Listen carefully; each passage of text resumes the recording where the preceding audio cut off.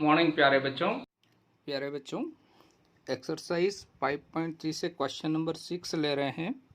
देखिए क्वेश्चन में क्या कहा है, the first and last term of an AP are 17 and 350। Means आपको एपी है, एक कोई एपी दी हुई है, उसका फर्स्ट टर्म 17 है, यानी ए इज इक्वल टू 17 हो गया आपके पास। लास्ट टर्म यानी इसको ए एन भी लिखते हैं बहुत सी जगह, हम ए एन लिखिए या एल लिखिए, दोनों एक ही बात है। तो लास्ट टर्म आपको 350 दी है ना, a N is equal to 350 हो गया respectively. If the common difference is 9 यानी डी इज इक्वल टू 9 है। How many terms are there यानी कितनी टर्म्स यानी आपको एन फाइंड आउट करना है। व्हाट इज देयर सम और एस एन भी निकालना है, नंबर ऑफ टर्म भी निकालना है और उन जितनी टर्म्स है उन सब का सम भी निकालना है ना। तो दो चीज़ें। तो जब भी बच्चों एन निकालना हो तो आपको ए एन यानी लास्ट टर्म वाला फार्मूला या एनथ टर्म वाला फार्मूला लगाना पड़ेगा। तो हमने nth टर्म का फार्मूला हम जानते हैं बच्चों, क्या होता है, A N is equal to A plus N minus 1 into D. तो देखिए ए एन दिया है 350, तो आप यहाँ 350 रख दीजिए ए एन की प्लेस पर। फर्स्ट टर्म आपको 17 दी है बच्चों, प्लस एन माइनस 1 और कॉमन डिफरेंस है 9 बच्चों। ठीक, इसको सॉल्व कर लेते हैं। तो 350 इज इक्वल टू, अब 17 इधर ट्रांसफ़र कर देते हैं हम लोग, है ना। हमने क्या करा, ये 17 इधर ट्रांसफ़र कर लिया तो माइनस के 17 होगा, is equal to n minus 1 into 9। 17 इसमें से माइनस किया 15 में से, तो आपके पास क्या बच जाएगा 313, है ना, is equal to n minus 1 और मल्टीप्लाई 9। अब इस 9 से इसमें डिवाइड कर देंगे हम, तो 313/9 is equal to n minus 1।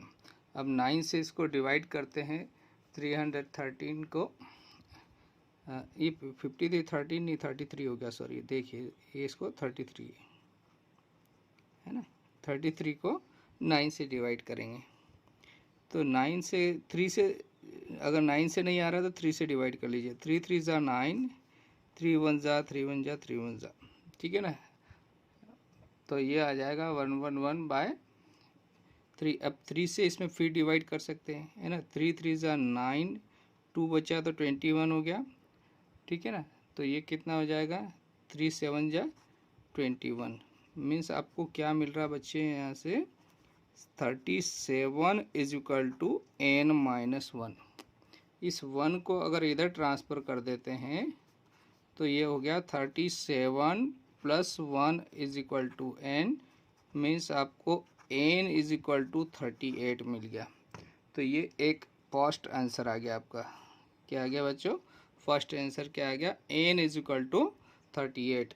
अब आपको निकालना है बच्चों S n, sum of n term. तो एस एन का जब लास्ट टर्म मालूम है तो सम ऑफ एन टर्म का जो फार्मूला होता है वो क्या होता है बच्चों, इधर साइड में कर लेते हैं। देखिए S N is equal to होता है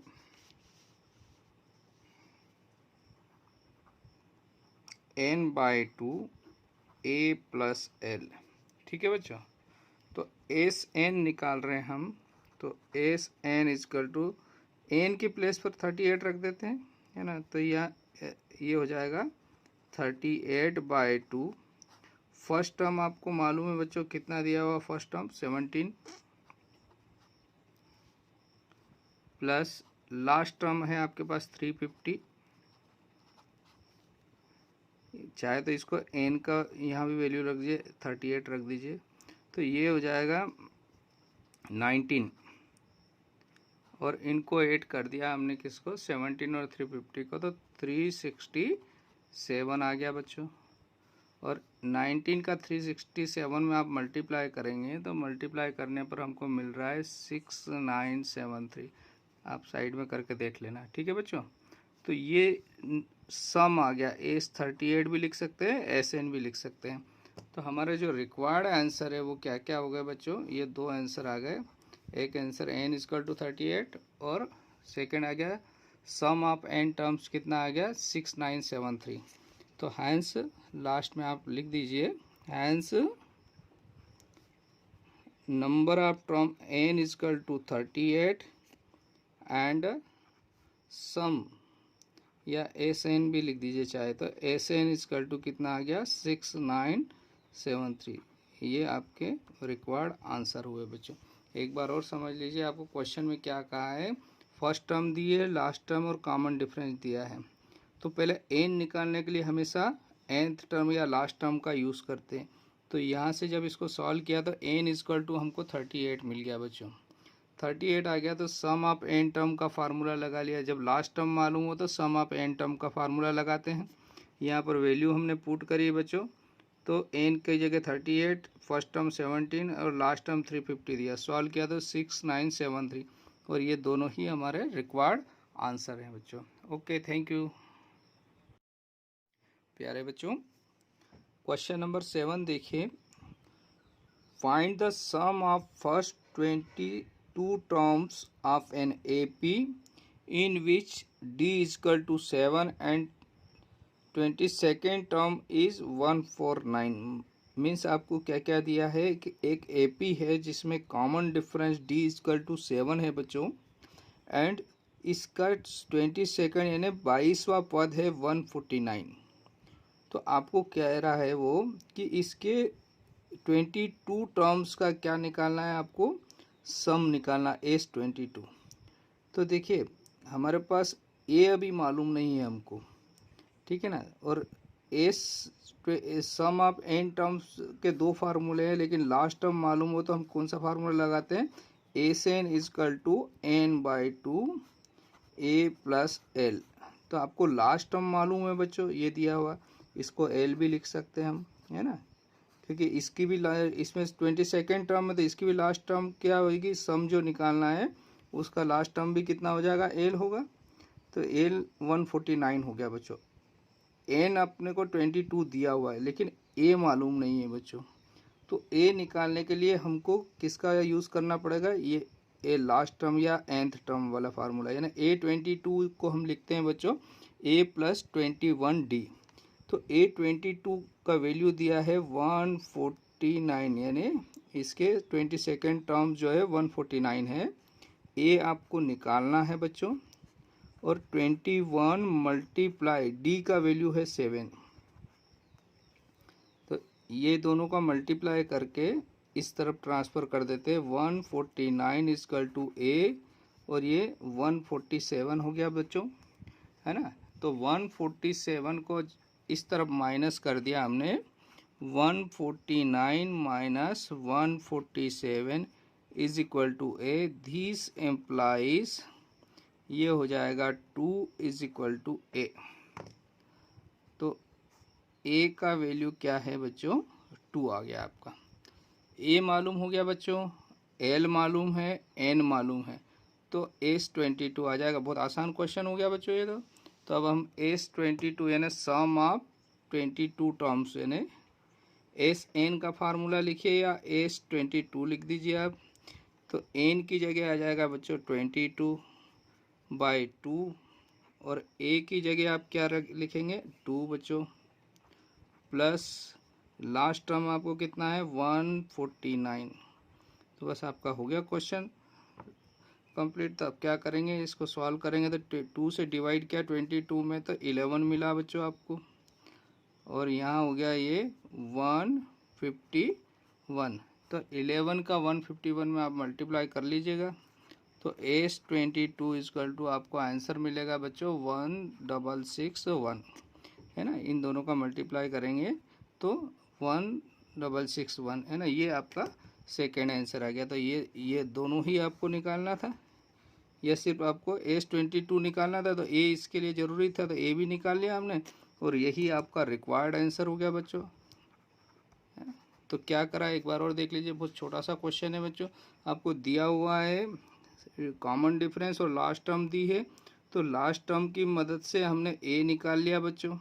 ए मालूम हो गया तो एन आपको पता है 22 टर्म है यानी 22 टर्म हो गई। एन इजकल टू ए आपके पास 2 आ गया और लास्ट टर्म 149 आ गया, इसमें वैल्यू पुट कर दिया, आपका आंसर आ गया 1661 है ना, 1661। This is the required answer.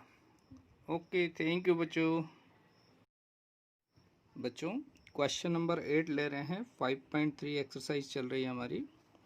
क्या कहा है क्वेश्चन में, देखिए find the sum of first 51 terms, यानी आपको एस एन निकालना है जहाँ पर नंबर ऑफ टर्म आपको 51 दिया है ना, एन का वैल्यू 51 है बच्चों। एक एपी है जिसकी सेकेंड और थर्ड टर्म है 14 और 18, तो आपको क्या निकालना है, सम ऑफ 51 टर्म्स, यानी इसके 51 टर्म्स का सम निकालना है। तो आपको देखिए A2 मतलब होता है A+D और A3 होता है A+2D, और आपको S51 यानी तो एस एन का जो फार्मूला है बच्चों वो क्या है, एस एन इजकल टू होता है n/2 2a + n-1 into D, है ना। तो बच्चों आपको क्या क्या ज़रूरत है, देखिए आपको इसमें आपको a चाहिए और d चाहिए। तो अभी फर्स्ट टर्म और कॉमन डिफरेंस नहीं दिया हुआ हमें, नंबर ऑफ टर्म जरूर मालूम है 51, तो n मानो तो a और d निकालना है, तो a और d इन दोनों की मदद से निकालेंगे। तो देखिए A2 14 दिया है, तो A2 क्या होता है A+D, तो यानी सेकेंड टर्म 14 है, तो A+D इज इक्वल टू आपके पास 14 हो गया। एंड थर्ड टर्म 18 दिया है, तो A3 होता है A+2D, तो A+2D इज इक्वल टू 18 हो गया, A+2D इज इक्वल टू 18। ये नंबर 1 दे दीजिए इसको नाम, नंबर 2 दे दीजिए। अब इसको हम एलिमिनेशन मेथड आपने पढ़ा है हल करने के लिए, लीनियर इक्वेशन, ये लीनियर इक्वेशन हो गई जिसमें 2 वेरिएबल है A और D, तो इसको हम उसी मेथड से हल कर रहे हैं। तो क्या करेंगे, एलिमिनेशन मेथड से हमने सब्ट्रैक्ट कर दिया, 2 से 1 को सब्ट्रैक्ट किया, तो सब्ट्रैक्ट फ्रॉम 2 - 1, ठीक है ना, 2 में से 1 को घटा रहे हैं। तो सेकेंड इक्वेशन है बच्चों आपके पास A+2D इज इक्वल टू 18 और A+D इज इक्वल टू 14, ये फर्स्ट इक्वेशन। इसको सब्ट्रैक्ट किया हमने, तो देखिए ये माइनस, नीचे वाले के साइन बदल जाएंगे, ये माइनस हो जाएगा, ये वाला साइन भी माइनस और ये भी माइनस, जो प्लस है वो सारे माइनस, माइनस होगा तो प्लस हो जाएगा। तो यहाँ पर क्या होगा बच्चों, ये दोनों तो कैंसिल हो गए, 2D में से ये D गया तो एक D बचा आपके पास, 18 में से 14 गया तो 4, तो यहाँ से D इज इक्वल टू 4 आ गया। ये वाला वैल्यू कहाँ रख देंगे, इक्वेशन फर्स्ट में, है ना। तो नाउ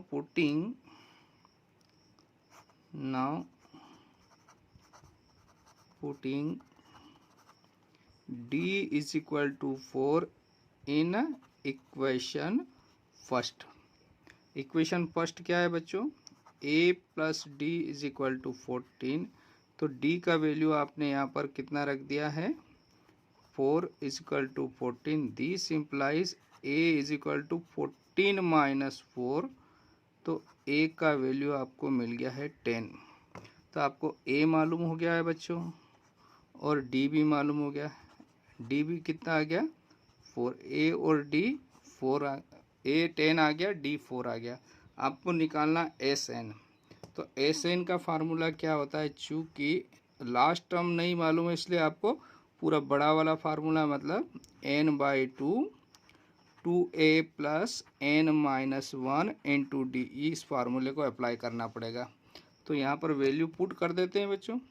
तो नंबर ऑफ टर्म कितनी है 51, तो n के प्लेस पर आप 51 रख दीजिए, 51/2, 2 इंटू a का वैल्यू आया आपके पास 10 प्लस 51 - 1 और डिफरेंस है 4, कॉमन डिफरेंस। दिस इम्प्लाइज कितना हो जाएगा, S51 इज इक्वल टू, ये हो गया 51/2 ही रहेगा, है ना, और यहाँ हुआ ये 20 और ये 50 × 4, इसमें से चाहे तो 2 कॉमन निकालेंगे, 2 से 2 कैंसिल हो सकता है, या पूरा सॉल्व कर लीजिए, दोनों ही तरीके से हो जाएगा। तो एस 51 इजकल टू हो गया 51/2 मल्टीप्लाई, देखिए ये हो जाएगा 200 और 20 है ना, 5 4 जाए 20, तो 200 और 20 220 हो गया, 220 2 से इसको कैंसिल कर दिया तो 110, यानी 51 मल्टीप्लाई 110, इसको मल्टीप्लाई कर रहे हैं, यानी 51 का 110 में मल्टीप्लाई किया बच्चों, तो ये आपको मिला 5610, ये यानी एस एन बोल दीजिए या एस 51, सम ऑफ 51 टर्म्स कितना आ गया 5610, तो यही आपको निकालना था बच्चों। सो देयरफॉर हैंस लिख दीजिए, hence S N is equal to आ गया 5610 है, ये आपका रिक्वायर्ड आंसर हो गया बच्चों, यहाँ देख लीजिए है ना, hence S N is equal to 5610, that is the required answer. तो अब क्वेश्चन समझ में आ गया होगा बच्चों, क्या करना है आपको, इन दोनों की मदद से, जो दो टर्म्स दी हुई है A2 और A3 की मदद से दो लीनियर इक्वेशन बनेगी, इससे A और D निकाल लेंगे बच्चों। A और D आ गया तो एस एन का फार्मूला अप्लाई करके सम ऑफ टर्म्स निकाल देंगे। नंबर ऑफ टर्म्स 51 दी है, तो आपने एस एन का फार्मूला लगाया ना, सम ऑफ एन टर्म्स, जहाँ पर एन की प्लेस पर 51 रख दिया आपने, ए की प्लेस पर 10 आया आपका और डिफरेंस 4 आया, इसमें वैल्यू पुट के सॉल्व किया आपने, तो ये आपके 5610 आपका रिक्वायर्ड आंसर आ गया बच्चों। ओके, थैंक यू बच्चों।